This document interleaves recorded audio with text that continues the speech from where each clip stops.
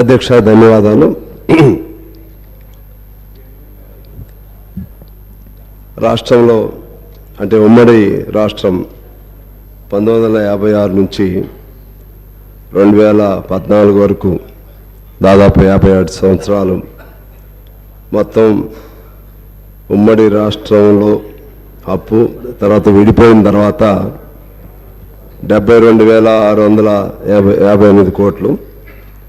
ఈ 10 ఏళ్ల కాలంలో 6 లక్షల, ఈ ఫిగరు అక్బర్ గారు చెప్పినట్లుగా ఒక పేజీలో ఒక రకంగా ఉంది, 13వ పేజీలో ఒక 612,343 కోట్లని 6,12,343 కోట్లు ఉంది.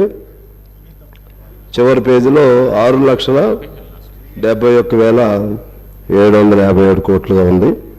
సరే, ఏదేమైనా ఆ అప్పు 72,658 కోట్ల నుంచి ఈ 10 ఏళ్ల కాలంలో దాదాపు 6 లక్షల కోట్లకు పెరిగింది.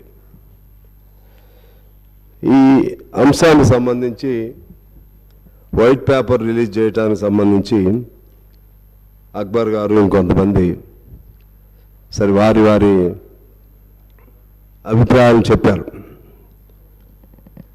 నా అభిప్రాయం ఏంటంటే, ముందుగా చాలా ఎనామలీస్ జరిగాయి. లెక్కలకు సంబంధించి ఒక్కో పేజీలో అది ఆర్బీఐయా లేకపోతే సిఏజీనా లేకుంటే ఇతర ఏజెన్సీ నుంచా, దేని నుంచి తీసుకున్నా సరే సెల్ఫ్ కాంట్రడిక్టరీగా కొన్ని లెక్కలు తేడాలు ఉన్నాయి. భవిష్యత్తులో ఇటువంటి ఇంపార్టెంట్ వైట్ పేపర్ని ఈ ఆగస్టు సభ ముందు పెట్టేటప్పుడు మరిన్ని జాగ్రత్తలు తీసుకోవాల్సిన అవసరం ఉంది. అధికారులు కూడా సరే మనం ఎంత దాన్ని సెల్ఫ్ సపోర్టివ్గా చెప్పుకున్నప్పుడు కూడా ఇటువంటి తప్పులు చేయటం వల్ల దాని ఇంపార్టెన్స్, ఈ శ్వేతపత్రం ప్రవేశపెట్టిన దాని వెనుకున్నటువంటి గొప్ప ప్రాముఖ్యతను కోల్పోయే ప్రమాదం ఉంటుంది. అందువల్ల దయచేసి భవిష్యత్తులో ఆ జాగ్రత్తలు తీసుకోవాలని కోరుతా ఉన్నాను.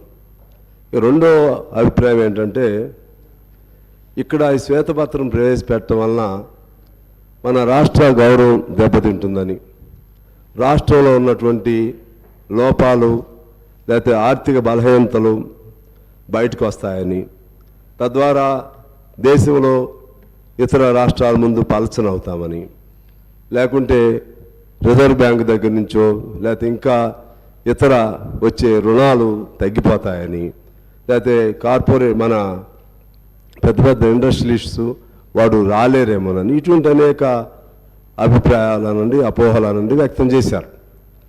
నాకు తెలిసి అది ఎవరైనా సరే శ్వేతపత్రం అనేది ఈ ప్రభుత్వమే కాదు, అనేక సాంప్రదాయాలు ఉన్నాయి.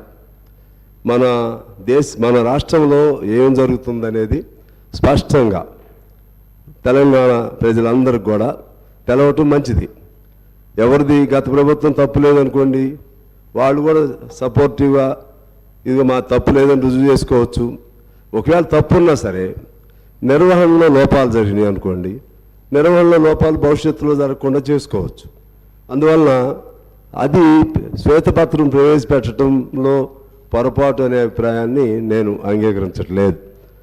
ఆ విధంగా చూస్తే మరలా రేపు బడ్జెట్ పెడతాం, బడ్జెట్ ప్రవేశపెట్టినప్పుడు ఈ లెక్కలను చూపెట్టాల్సిందే కదా, మొత్తం చేసిన అప్పులెంతో చూపెట్టాలి కదా. అప్పులతో పాటు మనం గ్యారంటీ ఉన్నటువంటి అప్పులు చూపెట్టాలి కదా, అప్పుడు దాయలేం కదా. ఈ కార్పొరేట్ ఇప్పుడున్నటువంటి కంప్యూటరైజ్డ్ ఏజ్లో ఇంకేదో దాస్తాము ఎవరికో తెలియకుండా అనేది అటువంటి ఆలోచనలు ఉండవలసిన అవసరం లేదనేది నా అభిప్రాయం. ఇక ముఖ్యంగా శ్వేతపత్రానికి సంబంధించి లెక్కలు డొక్కలు వీటన్నీ చాలా విన్నాం. దానిలో అసలు ఇష్యూ డైవర్ట్ అయిందనేది నా అభిప్రాయం. ఈ లెక్కలు కరెక్ట్ ఉన్నాయా, ఏ లెక్కలు కరెక్ట్ ఉన్నాయా, అది రాంగా ఈ రాంగా, ఆ పేజీలే ఉంది ఈ పేజీలే ఉంది, ఇవన్నీ జరిగినాయి. దీనివల్ల it lost its importance, it lost its human touch. ఇది మనం అర్థం చేసుకోవాల్సింది. అసలు అప్పులు చేయటం తప్పనేది కాదు. సరే, ఎంత పరిమాణంలో చేశారు?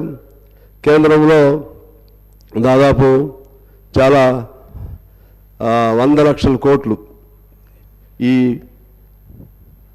బీజేపీ పాలనలో చేయటం జరిగింది. అంతకుముందు 50 లక్షల కోట్లు అంత ఉండేది అప్పులు. అంటే అది వాళ్ళు చేశారు కదా, మనం చేయకూడదు. ఎవరు చేసినా తప్పని నేను ఆర్జోలకి వెళ్ళట్లేదు. చేసిన అప్పులు దేనికి ఖర్చు పెట్టారు, చేసినటువంటి అప్పులు ఏ ప్రయోజనాలని సాధించడానికి ఉపయోగించారు. అది ఏ ప్రభుత్వమైనా మనది చట్టం ఒకటి, మన భారతదేశ వ్యవస్థ, మన రాష్ట్రాల్లో ఉన్నటువంటి పరిపాలన వ్యవస్థ ఎలా అయిందంటే ఒక మోసపోసిన పద్ధతుల్లో. ఇప్పుడు బీఆర్ఎస్ చేసిందే కాదు, రేపు కాంగ్రెస్ కూడా అదే పద్ధతిలో ఇదే అప్పులు చేస్తుంది, మళ్ళీ ఈ పద్ధతుల్లోనే ఖర్చు చేస్తుంది. కాకపోతే మేము ట్రాన్స్పరెంట్గా ఉన్నామని వాళ్ళు చెప్పుకోవచ్చాము, వాళ్ళు తప్పులు చేశారని చెప్పవచ్చు. కానీ నా పాయింట్ ఆఫ్ వ్యూ ఏంటంటే ఈ system it self is a wrong. So always any budget, any expenditure must be human centric. Human touch must be involved in any expenditure. ఇవాళ మనం తీసుకుంటే చాలా ఖర్చు పెట్టాం, చాలా ప్రాజెక్టులు కట్టాం. కానీ ఈ రాష్ట్రంలో దేశ లెక్కలు వేరే ఉన్నాయి. దానిలో భాగంగా తీస్తే మన హ్యూమన్ ఇండెక్స్ ఎక్కడున్నాం అంటే ఆకలి సూచికలో ఎక్కడున్నాం? దేశంగా చూస్తే 101వ స్థానంలో ఉన్నాం. Part of our country we to maybe stood at that level. ఉద్యోగాలు చూస్తే ఎన్ని ఉన్నాయి? తిండి లేని వాళ్ళు ఎంతమంది ఉన్నారు? పౌష్టికాహారం లేని వాళ్ళు ఎంతమంది ఉన్నారు? అదేవిధంగా చాలీసాలని జీతాలతో బతుకుతున్న వాళ్ళు ఎంతమంది ఉన్నారు? ఇవన్నీ చూడాలి కదా సార్.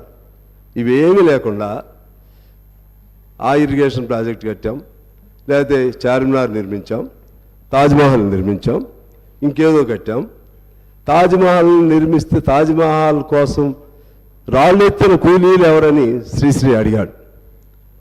అంటే అసలు కింద జనం మనం ఏది చేసినా అది జనాలకు అందుతుందా లేదా? జనాల బతుకుల్లో బాగు జరిగిందా లేదా? ఆకలి బాధలతో, అర్ధాకలితో కూలినాలి చేస్తున్నటువంటి వాళ్ళు సంపద సృష్టిస్తుంటే ఆ సంపదను అప్పుల పేరుతో మనం వాడుకుంటున్నాం. ఆ అప్పులు తిరిగి వెళ్తున్నాయా కిందకి? ఒకసారి మనం ఏ ప్రభుత్వం అయినా సరే, నేను ఆ ప్రభుత్వం ఈ ప్రభుత్వాన్ని కాదు, మనం చూసే ఆలోచన విధానం మారాలనేది నా అభిప్రాయం. ఆ విధంగా ఆలోచన చేయకపోతే ఇంకా నువ్వు ఎన్నేళ్ళు ఇటువంటి అప్పులు చేస్తున్నా సరే పైకి సూపర్ఫిషియల్గా అభివృద్ధి కనపడతా ఉంటుంది. కానీ కిందికి వెళితే మరలా ఎక్కడ వేసిన గోవేలు అక్కడే ఉంటుంది.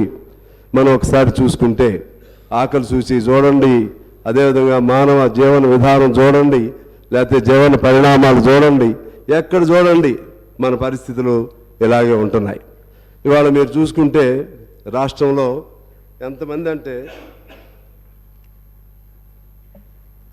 అవుట్సోర్సింగ్, అలాగే కాంట్రాక్ట్ కార్మికులకు సంబంధించి అప్పుడు కేసీఆర్ గారు ఓ మాట చెప్పారు. మరి అది మేనిఫెస్టోలు పెట్టారు లేదా, మళ్ళీ నేను దాని జోలికి వెళ్ళను, మళ్ళీ అది కాంట్రవర్సీ అయింది. నేను దాని జోలికి వెళ్ళను. కానీ ఈ repeatedly said that when we achieve our Telangana, there won't be any outsourcing system and there won't be any contracts workers system. So he repeatedly, as per my knowledge is concerned. కానీ ఇవాళ ఆ outsourcing, అదేవిధంగా contract worker system వలన శ్రమను దోపిడీ చేస్తున్నారు.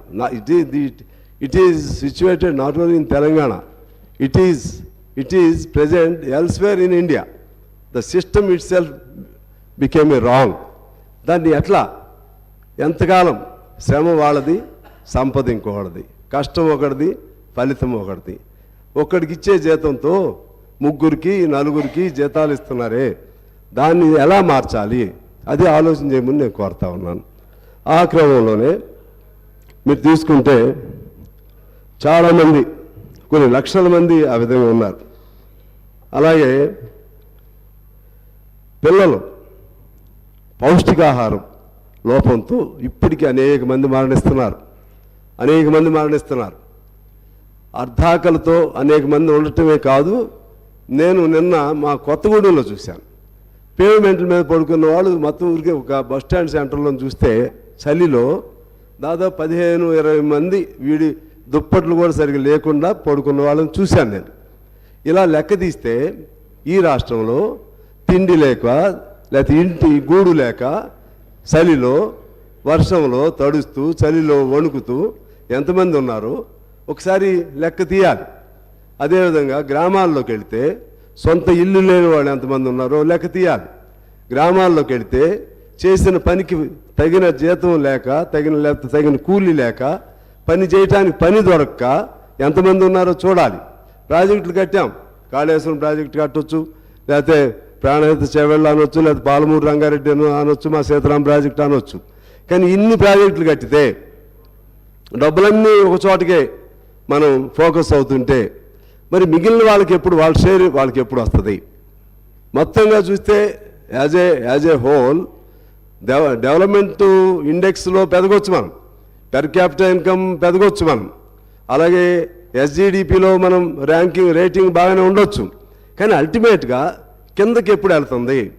కిందకి వెళ్ళాల్సిన trickle down theory, A famous economist proposed that trickle down theory, it has been a total failure.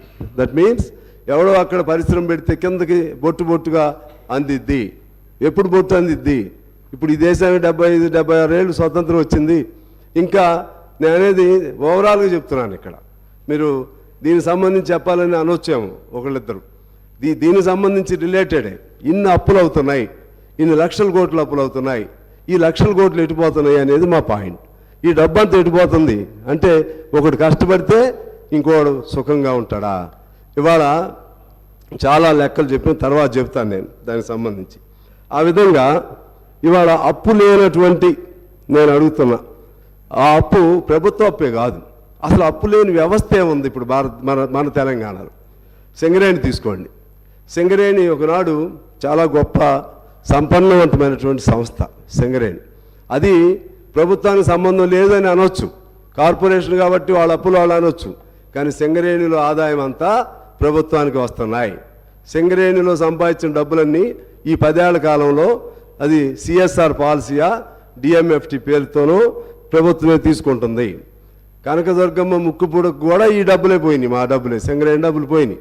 అలా అనేక చోట్ల చేపల పిల్లలు వేయాలన్నా, చెరువులు కట్టాలన్నా, లేకపోతే ఇంకోటైనా సిఎస్ఆర్ పేరుతో సింగరేణి మొత్తం ఇవాళ దివాళా తీసింది. మామూలు దివాళా కాదు, జీతాలు కూడా సింగరేణి వాళ్ళు బ్యాంకుల్లో అప్పులు తీసుకున్న దుస్థితి ఎప్పుడు లేదు. మొన్న మంత్రి గారు రివ్యూ పెట్టారు. అక్కడ రివ్యూ పెడితే అవుట్ సోర్సింగ్ దాదాపు ఇంతకుముందు మా కేసీఆర్ గారు ఆ రోజుల్లో 119,120,000 కార్మికులు ఉండేవాళ్ళు సార్ సింగరేణిలో. ఇవాళ సింగరేణిలో అప్పుడు మన తెలంగాణ వచ్చేటప్పటికి దాదాపు 60,000 మంది కార్మికులు ఉన్నారు. మన పెద్దలు కేసీఆర్ గారు చెప్పారు, 1,00,000 మందితో సింగరేణులు కళకళలాడతాయి, కొత్త మైన్స్ తీసుకొస్తాం. ఈ డబ్బులు కొత్త మైన్స్ మీద ఎంత ఖర్చు పెట్టారు? ఒక్క మైన్ ఎందుకు రాలేదు? 60,000 మంది సింగరేణి కార్మికులు ఇవాళ 39,000 మందికి ఎందుకు దిగిపోయారు? అది అనేది ఒక కేసీఆర్ గారు లేకపోతే ఆ పాత ప్రభుత్వాన్ని కాదు, మొత్తం వ్యవస్థ మన ప్రయారిటీస్లో తేడా రావటం వల్ల అది ఉపయోగం జరగట్లేదు అనేది నా పాయింట్. ఇవాళ దాదాపు పర్మనెంట్ కార్మికులు ఎంతమంది ఉన్నారు? సింగరేణి కార్మికులు అంతమంది ఉన్నారు. జీతాలు బ్యాంకుల్లో తీసుకొస్తున్నారు. అది సింగరేణి ఆ విధంగా పేపర్ మీద మాత్రం ఉంటుంది, డిపాజిట్స్ ఉన్నాయి, ఆస్తులు ఉన్నాయి, లెక్కలన్నీ ఉన్నాయి. మరి జీతాలు ఎందుకు అప్పులు తీసుకురావాలి బ్యాంకుల్లో? సింగరేణి అవుట్, ఆర్టీసీ అవుట్, మన పవర్ సెక్టార్ అవుట్. ఇట్లా ఇందాక ఉత్తమ్ గారు చెప్పారు, అది మన సివిల్ సప్లైస్ అది అవుట్. అన్ని అప్పులే, అన్ని కార్పొరేషన్లు అప్పులే. అది గవర్నమెంట్ సంబంధమా లేదన్న పాయింట్ అది కాదు. అవన్నీ కూడా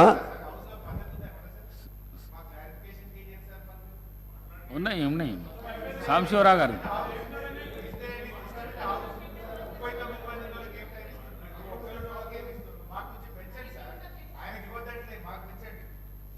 నేను మాట్లాడితే మీకు మంచిదే హరీష్ రావు గారు, మాట్లాడితే మాట్లాడిస్తే మీకు మంచిదే సార్. ఎవరినొక మీ సాంబశివరావు గారు. ఓకే, మీరు విడిగా మాట్లాడుకోండి సార్. నేను మాట్లాడేటప్పుడు ప్రతిసారి మీకు మీరు హరీష్ రావు గారు సాంబశివరావు గారు ముగించండి దయచేసి ప్లీజ్. నేను మాట్లాడేటప్పుడు మీకు అభ్యంతరం ఎందుకు? నేనేమన్నాను మిమ్మల్ని? నేను I am in the interest of the state, I am in the interest of just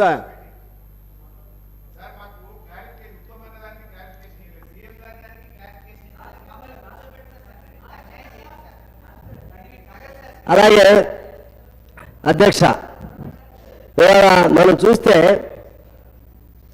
Singareni, Genco, home గార్డులు అతి తక్కువ శాలరీస్, సాంబశివరావు గారు కోర్టు కొద్దిగా తొందరగా ముగించండి. అయిపోవాలి అప్పుడే సార్. ఇప్పుడు నేను మొదటే మిమ్మల్ని రిక్వెస్ట్ చేశాను, బిగినింగ్ డేనే. నేను ఒక్కడే ఉన్నా, మా వాళ్ళందరిది అన్ని కమ్యూనిస్టుల తరపున, అంత పేదవాళ్ళ తరపున, అంత కార్మిక వర్గం తరపున ఎక్కువ మాట్లాడేది నేను ఒక్కడే సార్. అందుకని కాస్త నాకు టైం ఇవ్వండి దయచేసి. నేను స్పెసిఫిక్గా మాట్లాడుతున్నా.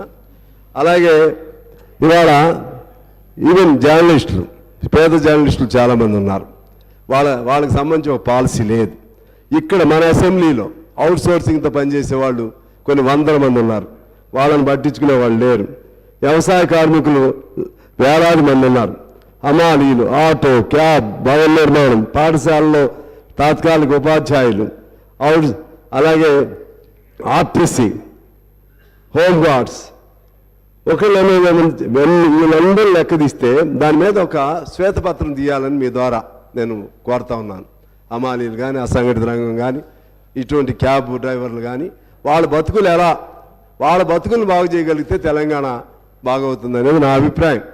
ఈ పెట్టే అప్పుల్లో కొంత వాళ్ళకి కంట్రిబ్యూట్ చేస్తే వాళ్ళ బతుకులు బాగవుతాయనేది నేను కోరుకుంటూ ఉన్నాను. అలాగే ఆశ, గ్రామ పంచాయతీ, అంగన్వాడీ, మున్సిపల్, ఇటువంటి వాళ్ళందరూ ఒకవేళ మధ్యాహ్న భోజనం వాళ్ళకి సార్ నెలకు 1000 రూపాయలు జీతమా మధ్యాహ్నం భోజనం, మిగిలిన వాళ్ళకి 6000 నుంచి 9000 రూపాయలు నెల జీతమా, కొంతమందికి 13,000 రూపాయలు నెల జీతమా, మరి కొంతమందికి 7,500 నెల జీతమా. వాళ్ళందరూ కష్టపడుతూనే ఉన్నారు. వాళ్ళందరూ కష్టపడుతున్నప్పుడు ఆ డబ్బులు వాళ్ళు మాత్రం మనుషులే కదా సార్.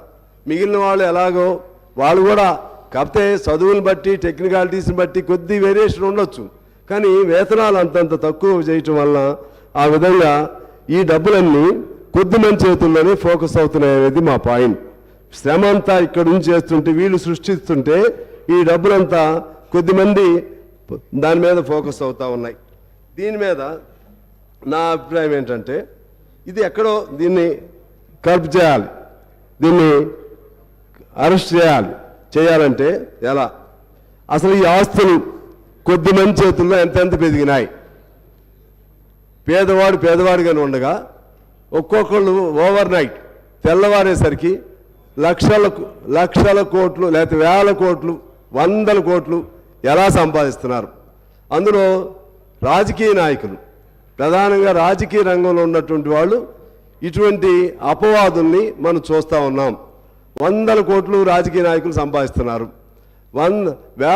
ఇంకా కొద్దిగా అటు ఇటుగా పెద్ద ఆఫీసర్స్ సంపాదిస్తున్నారు. ఇంకా కార్పొరేట్ సంస్థలు వాళ్ళు కట్టేదేమో ట్యాక్స్ తక్కువ, బాగా వాళ్ళకి వేల కోట్లు లాభాలు. ఈ విధంగా అసమానతలు, అంతరాలు పెరుగుతూ ఉంటే దీన్ని ఎక్కడ కంట్రోల్ చేయాలో ఆలోచన చేయాల్సిన అవసరం ఉంది. ఈ క్రమంలోనే నేను మీకు ఒక ఆక్స్ఫామ్ నివేదిక ప్రకారం ఇండియాలో 1% ప్రజల చేతుల్లో దాదాపు 50% సంపద ఉంది. 1% ప్రజల చేతుల్లో. మిగిలిన 10% మొత్తం ప్రజల చేతుల్లో 80% సంపద ఉంది. అంటే సంపద మొత్తం కేవలం కొద్ది మంది చేతుల్లోనే పేరుకుపోయి ఆ విధమైనటువంటి అసమానతలు పెరుగుతూ ఉన్నాయి అధ్యక్ష. దీన్ని ఎక్కడో చోట మన తెలంగాణలో అయినా సరే, మిగిలిన చోట ఏమో నాకు తెలియదు. ఇక్కడ నుంచి let us start from our Telangana. Let us start thinking of all those inequalities to eradicate such inequalities. ఎట్లా, how to bring all those people at least some qualitative change to the qualitative change. ఆ విధంగా తీసుకురావడానికి మనం ఎలా ప్రయత్నం చేయాలో ఆలోచన చేయమని చెప్పి ఆగస్టు సభలో నేను కోరుతా ఉన్నాను అధ్యక్ష. అదేవిధంగా ఇంకొక మాట నేను చెప్తాను. ప్రఖ్యాత ఆర్థిక శాస్త్రవేత్త థామస్ పికెట్ ఆయన ఒక పుస్తకం రాశారు, ఒక నివేదిక. That is when British Raj to billionaire Raj అనే పేరుతో ఒక నివేదిక రాశారు. బ్రిటిష్ రాజ్ కాలం నుంచి ఇప్పుడు వరకు ఎలా ట్రాన్స్ఫార్మ్ జరుగుతూ ఉన్నాయి, ఆస్తులు ఎలా పెరిగిపోతూ ఉన్నాయి. 1930 ప్రాంతంలో 1% ప్రజల చేతుల్లో కేవలం 21% సంపద ఉంటే నేటికి ఇంతకుముందు నేను చెప్పినట్టుగా 1% ప్రజల చేతుల్లో 50% సంపదకి వచ్చేసింది. అంటే ఇప్పటికి మనకు దేశానికి స్వాతంత్రం వచ్చిన తర్వాత, స్వాతంత్రానికి రాకముందు సమానత్వం ఉండేది కొద్దిగా. స్వాతంత్రం వచ్చినాక అధికారాల్లోకి వచ్చిన తర్వాత అధికార పార్టీ పెద్దలో లేకపోతే ప్రతిపక్షాల పెద్దలో లేకపోతే టోటల్గా రాజకీయ వ్యవస్థలో కరప్షన్ హై లెవెల్కి హై పీక్కి వెళ్ళిపోయింది. హై పీక్కి వెళ్ళిపోయి సంపద అది ఒకవైపు, దాంతో కొలాబరేట్ అయినటువంటి కార్పొరేట్ సంస్థలు, కొలాబరేట్ అయినటువంటి ఇండస్ట్రియల్ పర్సనాలిటీస్, ఇండస్ట్రియల్ హౌసెస్, వాళ్ళు కూడా సంపద పెరిగిపోతూ ఉంది.